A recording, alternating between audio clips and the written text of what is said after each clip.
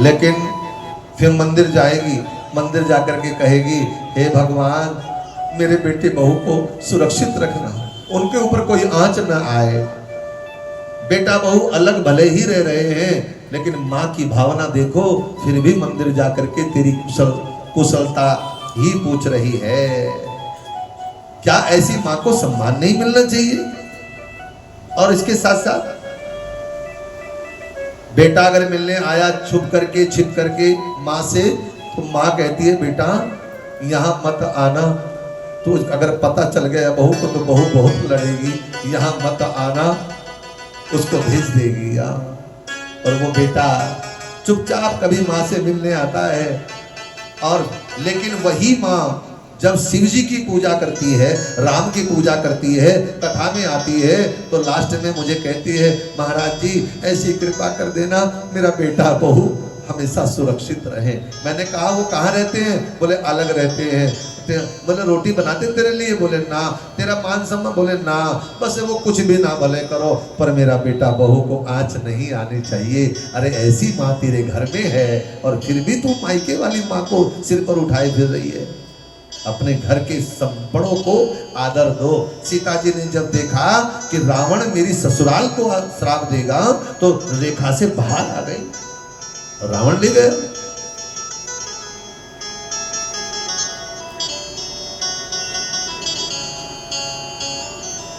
अपनी आदत, अपने व्यवहार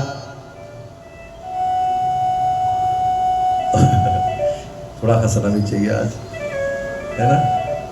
अपने स्वभाव को बदलो। इस जितनी सासुएं बैठी है ना, उनको मैं कुछ कहना चाहता हूं, सुनोगे क्या? बहुओं के गुण गाया करो अगर जिंदगी अच्छी। गुड़ खा लो।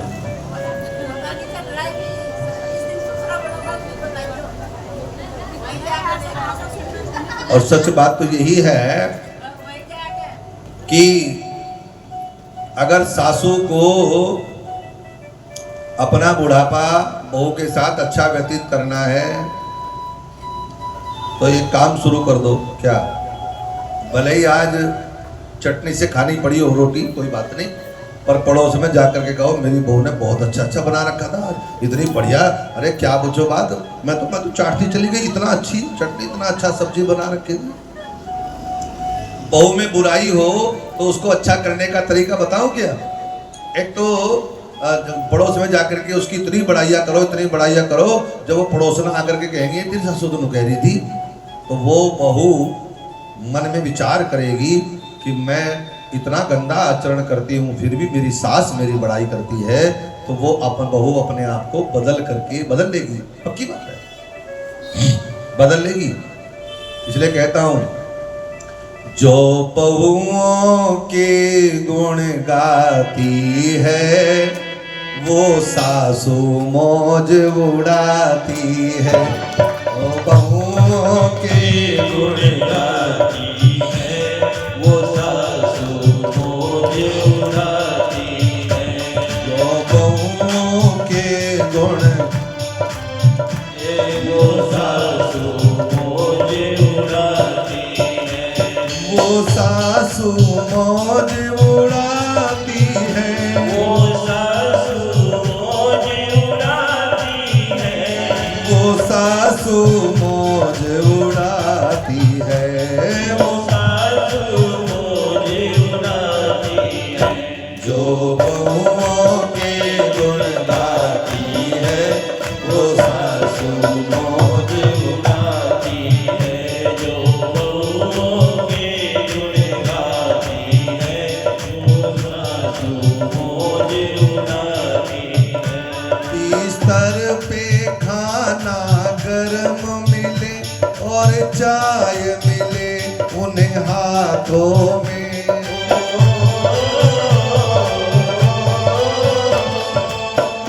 बिस्तर पे खाना गर्म मिले और चाय मिले उन्हें हाथों में, फिर चाय की चुस्की ले करके वो मंद मंद मुस्काती है। फिर चाय की चुस्की दे करके वो मंद मंद मुस्कुराती है। जो बहुओं के गुण गाती है वो सासू मोज उड़ाती है। देखो चेहरे पर रौनक आ गई है। वाह वाह वाह वाह, सच में कह रहा हूँ, प्रशंसा करनी प्रारंभ कर दो तो बैठे बिठाए चाय मिलेगी।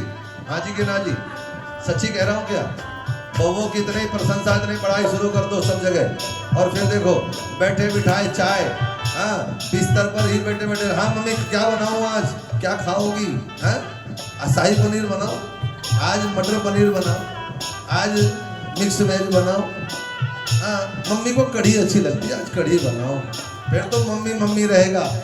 इसलिए मंत्र मेरा याद रखना, बुढ़ापे को अच्छा बनाना चाहते हो तो टोका टोकी छोड़ दो, टोका टोकी छोड़ दो। बहू ऐसा है, बहू वैसा है, बहू नाम की माला जपती है।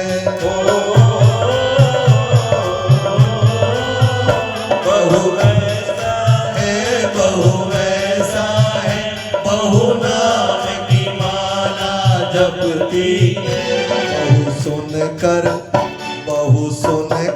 खुश हो जाती है, फिर सास के पैर दबाती है, फिर सास के पैर दबाती है। जो बहुओं के गुण गाती है वो सासू मोज उड़ाती। अच्छा, ये मूल मंत्र है। कौन सा मंत्र है बोलो? हाँ, बहुओं से सेवा कराना, बहू से अपना बना करके रखना मूल मंत्र है। पर हम गलती करते हैं क्या? बेटों की बड़ाई करते हैं और बहुओं की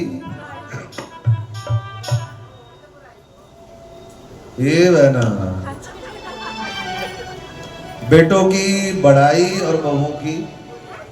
इसीलिए क्या होता है कि एक दिन वो बहू बोलो बेटे को लेकर के साफ, बहू भी गई और बेटा भी गया कि नहीं गया?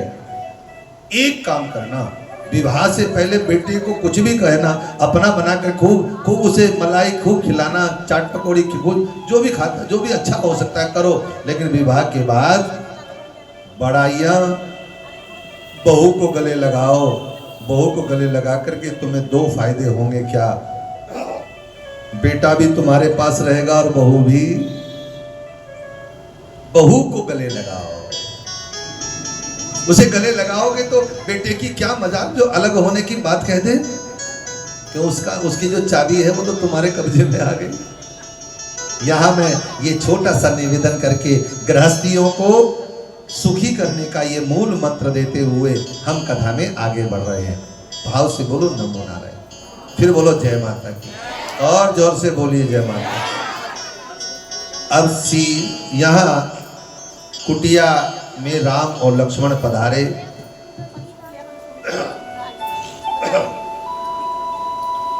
कुटिया में राम लक्ष्मण पधारे और उन्होंने देखा यह सीता जी तो है ही नहीं। सीता नहीं है तो हा सीता, हे सीता, कहाँ सीता? चारों तरफ ढूंढते ढूंढते राम और लक्ष्मण बोलो जंगल जंगल भटक रहे हैं। और कहा हे मृग खग, हे खग मृग, हे मधुकर श्रेणी, तुम देखी सीता मृग नैनी। क्या आपने मेरी सीता को देखा है? देखो सीता कौन है? बोलो प्रकृति है। ये प्रकृति ही सीता है। और प्रकृति का रास्ता अगर खोजना है, प्रकृति को खोजना है तो रास्ता भी प्रकृति से ही मिलेगा। इसलिए लता पताओं से पूछ रहे हैं राम, क्या तुमने सीता को देखा है? और उसी समय उनके रास्ते की में आकाश में विचरण करते हुए देव ऋषि नारद जी नारायण नारायण नारायण जपते जपते राम जी के लक्ष्मण जी के सामने प्रकट हो गए।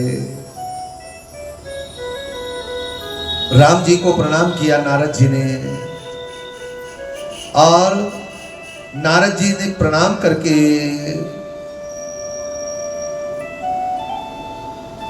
कहा, हे प्रभु, आप सीता की खोज में वन वन जा रहे हो।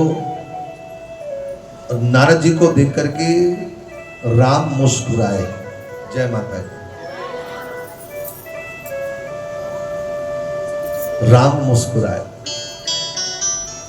नारद जी ने कहा, प्रभु आप जानते हो ये मेरा श्राप है तुम्हें, और श्राप के कारण तुम आज जंगल में भटक रहे हो। जब मैं तुम्हारा रूप मांगने के लिए तुम्हारे पास गया था, पर तुमने तो मुझे वो बानर का रूप दे करके मुझे भेज दिया गया था, जिससे मेरा क्रोध आवेश मुझे आया, और वो सारी कथा नारद जी ने सुनाई। कहा, प्रभु मैं आपसे आपका रूप मांगने गया था, पर आपने बानर का रूप दे दिया। देखो ये कथा शिव पुराण में है विस्तार से। जब कभी मुझे शिव पुराण सुनाने का अवसर मिलेगा तब ये कथा हम सुनाएंगे आपको। तो शिव पुराण में कथा आती है पूरी विस्तार से। यहाँ नारद जी रास्ते में प्रकट होकर के याद दिला रहे हैं, हे राम, तुमने मुझे बानर का रूप दिया, मुझे क्रोध आया, मैंने तुम्हें श्राप दिया था कि जैसे मैं आज स्त्री के वियोग में भटक रहा हूँ, तुम भी त्रेता युग में तो एक स्त्री के वियोग में जंगल जंगल भटकना पड़ेगा, और ये बानर रूप आपकी सहायता करेगा। इसलिए हे राम, अभी आप चिंता न करें, यहाँ से आगे जाओगे तो तुम्हें जटायु मिलेगा, सुग्रीव मिलेंगे, हनुमान मिलेंगे, और बानर सेना आपको मिलेगी। वही बानर सेना आपकी सहायता करेगी। आप लंका पर विजय प्राप्त करोगे, करना चाहते हो तो इसके लिए मैं आपको एक उपाय बता रहा हूँ। बोले कौन सा उपाय? बोले वह उपाय है, वह उपाय माँ अम्बा परम्बा ललिता त्रिपुर बाला सुंदरी का तुम अनुष्ठान करो, नवरात्रि का अनुष्ठान करो, सच्चंडी करो, नवचंडी का पाठ करो, तुम सहस्त्र चंडी करो, लक्ष चंडी यज्ञ करो, तो तुम्हें लंका पर तुम विजय प्राप्त कर सकते हो। और कहकर के नारद जी जो है अंतर ध्यान हो गए। अब यहाँ से कथा आपकी समझ में तभी आएगी जब यदि हम ध्यान से प्रसंग को सुन रहे हो। जय माता दी। और जोर से बोलिए ना, जय माता। अभी मैं जो सुनाऊंगा वो किसी से पूछूंगा, ये ध्यान से सुनना। नारद जी ने सारी वार्ता करके कह करके कि आप जगदम्बा का अनुष्ठान करोगे तो आपको जल्दी ही लंका पर विजय प्राप्त करके सीता जी से आपकी भेंट होगी। नारद जी अंतर ध्यान हो गए। भगवान राम आगे आगे जा रहे हैं और लक्ष्मण जी दोनों सीता जी की खोज में फिर जंगल में चलने लगे। माँ जगदम्बा का ध्यान करते हुए आगे बढ़ रहे हैं। और उसी समय एक लीला और हुई, मुझे याद आया, एक लीला और हुई जिसमें आकाश मार्ग से भगवान शंकर और भगवती सती जा रहे हैं। भगवान शंकर ने श्री राम को जब देखा तो प्रणाम किया। जय सच्चिदानंद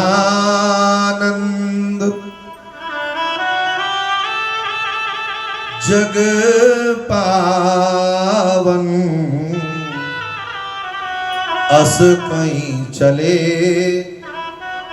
मनोज न सावन। शिव जी ने राम को प्रणाम किया और आगे बढ़े। सती साथ में है। सती को शंका हो गई कि सारे संसार का ये मालिक है और एक जंगल में भटकने वाले व्यक्ति को प्रणाम कर रहे हैं, आखिर ये कौन है? शिव जी से पूछा, प्रभु ये कौन है जिनको आपने प्रणाम किया? शिव जी ने कहा, देवी ये वही मेरे सच्चिदानंद परम परमात्मा परम पार ब्रह्म परमेश्वर हैं जो नर रूप में धरती पर आए हैं, लीला कर रहे हैं, तुम व्यर्थ में शंका मत करो, ये मेरे इष्ट हैं, तुम भ्रम में मत पड़ो। और कह करके शंकर जी ने दोनों नेत्र बंद कर लिए और ध्यान करने लगे। सती के मन में आया, लाओ मैं परीक्षा करूं। ऐसा सोच करके सती सीता का रूप बना करके राम के सामने आई, और राम के सामने आकर के जैसे ही आई तो राम ने हाथ जोड़ करके प्रणाम किया, माता जी प्रणाम। और छाड़ी गए कहाँ ब्रजकेतु, तुम शंकर जी को छोड़ करके कहाँ यहाँ जंगल में अकेली घूम रही हो। इतना सुन करके सती माता तो पानी पानी हो गई। मैं आई थी सीता का रूप बना करके, फूलों का डलिया हाथ में लेकर के आगे आगे चलने लगी। देखो यही गलती करी, जब जब राम जाते हैं तो सीता जी कैसे चलती हैं, उनके आगे पीछे दाएं बाएं कहाँ, बोलो पीछे पीछे। और सती कहाँ चल रही है, बोलो आगे आगे। इसका अर्थ है नकल को भी अकल चाहिए। नकल करना आसान है पर अकल की आवश्यकता पड़ेगी। तो यहाँ बहुत प्रयास किया। राम जी ने कहा, छाड़ी कहाँ ब्रजकेतु, तुम अकेले आई हो, शंकर जी कहाँ हैं, और घोर जंगल में तुम यहाँ कैसे आई। तीसरी बात मैं पूछना चाहता हूँ, ये दासी का रूप बना रखा है आपने, ये तो दासी का रूप है। आप तो जगत जननी है, और ये सीता तो आपकी दासी है, आपने इसका रूप क्यों बनाया। कुछ बोल न सकी सती, और सीधे आंखें बंद की। सती ने चारों तरफ देखा, चारों तरफ सीता राम लखन तीनों दिखाई दे रहे हैं। वो कहीं कोई राम भी सामने, सीता भी सामने, लखन भी सामने है, चारों तरफ दिखाई दे रहे हैं। और घबराहट बढ़ी, और घबराहट में घबराते हुए माता सती पहुंच गई कहाँ, बोलो शिव धाम पहुंच गई, शिव जी के चरणों में गई। शिव जी ने नेत्र खोले, शिव जी ने पूछा, हाँ परीक्षा करे आई क्या, ले आई परीक्षा। जानते हो सती ने क्या कहा, सती ने कहा, कछो न परीक्षा लेने गोसाई। मैंने परीक्षा नहीं ली, मैंने परीक्षा की ही नहीं है। भगवान शिव ने सोचा, पहले तो मेरी आज्ञा के बिना राम की परीक्षा लेने गई, और दूसरा उसके बाद परीक्षा ली है, और परीक्षा लेकर के झूठ बोल रही है कि परीक्षा नहीं ली है। इसलिए शंकर जी ने आज मन ही मन सती का त्याग कर दिया। तुम मेरे हृदय में रहने लायक नहीं हो, जो पति की आज्ञा का अवहेलना करती हो। ऐसी पत्नी को धर्म पत्नी कहलाने का अधिकार बोलो नहीं है। अरे पति परमेश्वर होता है, उसकी आज्ञा का पालन करने वाली धर्म पत्नी को धर्म पत्नी कहलाने का अधिकार है। इसलिए आज से मन से त्याग कर दिया। और फिर आगे चल करके ये कथा दूसरी कथाओं में आएगी, जब शिव पुराण कथा सुनाएंगे तो फिर सती जो है अपने दक्ष के यहाँ यज्ञशाला में विलीन हो गई। यानी भगवान ने मन से त्याग कर दिया था, समाधि में बैठ गए, और समाधि तभी खुली जब सती यज्ञशाला में बोलो विलीन हुई, तब तक की समाधि में। तात्पर्य कहने का यह है कि श्वास श्वास श्वास श्वास सुमिरो गोविंद, अंतर मन की उतरे विंद।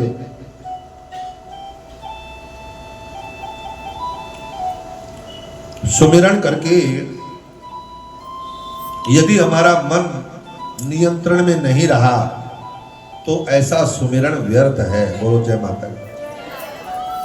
सब बोलो भाई, और जोर से, ये पीछे वाले नहीं बोल रहे हैं, और जोर से बोलिए जय माता दी। भैया मैं इतना बोल रहा हूं, तुम लोगों को कुछ बोलना चाहिए कि नहीं, हाँ जी कि ना जी। हाँ ये बात। और इसी के लिए कहा गया, श्वास श्वास रटते रहो, वृथा श्वास मत खो, न जाने इस श्वास का फिर आवे न